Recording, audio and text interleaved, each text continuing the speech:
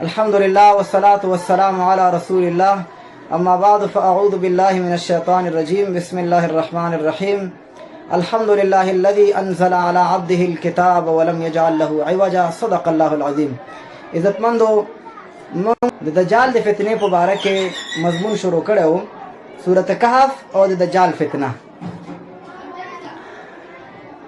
نن عزتمندو د تاسو دا خبره واضح کول غواړم چې دا موضوع دا د فتنو پیژندل فتنې پیژندل څومره یو مهم موضوع ده.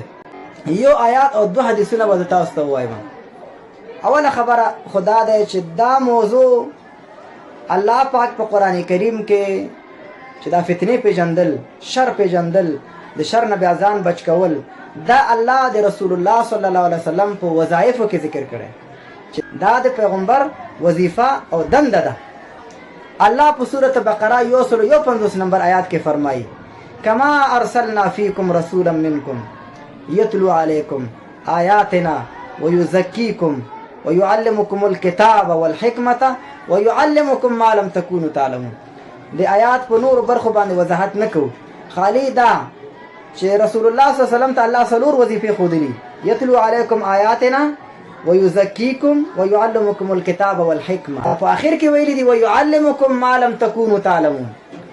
دا و تاسو ته ښایي هغه خبرې چې تاسو په هغې باندې نه پوهېږئ.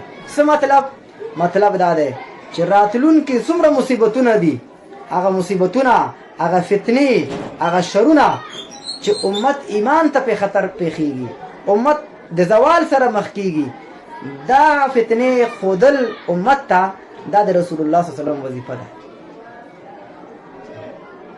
د قیامت علامې تر قیامته پورې راتلونکي حادثات او واقعات او هغه جنگونه چې د مسلمانانو په خپل مابین کې واقع کیږي یا د مسلمان د کافر سره واقع کیږي، دا ټول په کتاب الفتن او کتاب الملاهم کې نبی علیه السلام ذکر کړي دي. دا د پیغمبر دنده ده، د نبی صلی الله علیه وسلم د وارث دنده ده چې هغه به دا فتنې خلکو ته ښایي، امت ته به ښایي، خپل ولسونه به د دغې فتنو نه خبروي. هغه جدا خبره ده چې موږ دې مضمون باندې پوه نه یو. دویم د رسول الله صلی الله علیه وسلم حدیث جبریل مشهور حدیث ده. په حدیث جبریل کې رسول الله صلی الله علیه وسلم ته جبریل علیه السلام راځي او څلور پوښتنې ترې نه کوي، د اسلام په باره کې، د ایمان په باره کې، د احسان په باره کې، او بیا آخره کې ورته وایي د قیامت په باره کې معلومات راکړه. نو رسول الله صلی الله علیه وسلم د ټولو پوښتنو جواب کوي، خو البته د قیامت په باره کې ورته وایي چې چا نه پوښتنه کیږي هغه د پوښتنه کوونکي نه ډېر نه پوهېږي، معنا د قیامت ټاکلی تاریخ چاته نه دی معلوم. خو البته نبی علیه السلام بیا ورته د قیامت علامې ورته ښایي، هغه فتنې چې د قیامت نه مخکې را څرګندېږي هغه ورته ښایي چې داسې حالات به واقع کېږي، دا به واقع کېږي. نو مطلب دا دی چې ایمان، اسلام، ایمان، احسان دا د انسان اله برابر وي چې کله انسان ته فتنې نه متوجه کېږي. دا اخرنی شی چې فتن دي او د قیامت ته نږدې واقع کېدونکي حادثات او علامات دي، دا د انسان ایمان ته، اسلام ته، احسان ته نقصان رسوي.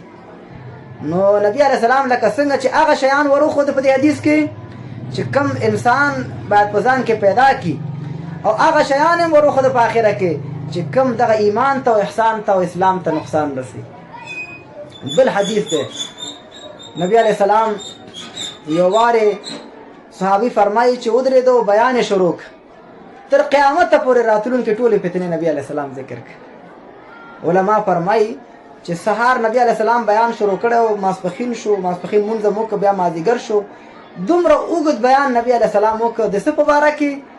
د مانځه په باره کې نه، د اوداسه په باره کې نه، د غسل په باره کې نه، د زکات په باره کې نه، بلکې د څه په باره کې دا بیان و؟